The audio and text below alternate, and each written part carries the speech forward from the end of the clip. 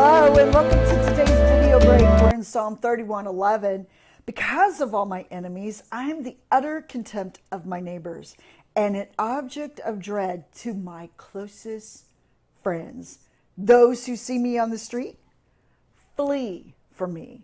I think David knew what it was like to be accused, falsely accused.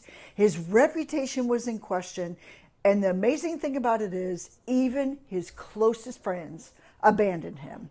He knew what it was like to face adversity. He knew what it was like to be falsely accused. He knew what it was like to be rejected by even those the closest to him.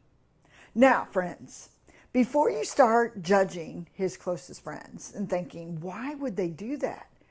Just think very clearly of how you and I respond when people's reputations are called into question.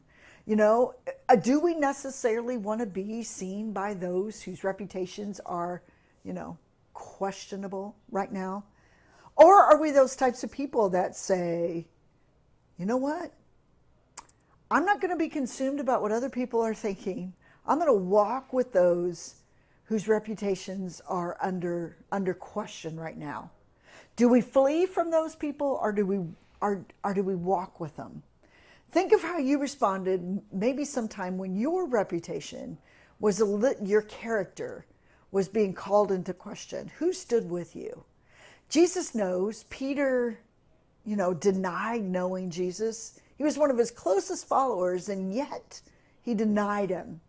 And Judas, of course, turned his back completely on Jesus. Now, Jesus doesn't ask us to turn our back, but he asks us to walk. But here's for certain, for one thing for certain, even maybe you're in this place right now where your character has been questioned and you feel a little lonely, you feel a little abandoned. Maybe your closest friends have kind of rejected you. There is a friend that sticks closer to a brother. That it tells us this in Proverbs. So you have a friend walking beside you. You have one that understands the details of your life explicitly. And the awesome thing about it is he's not going to abandon you. He's going to walk with you. And the awesome thing about it is, too, he understands exactly you. He can see you.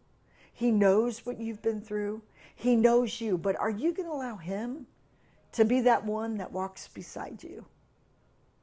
Are you going to just invite him into that kind of relationship, that kind of intimacy, where you can be so vulnerable and honest with him? I hope so. You, my friend, have a very, very blessed day.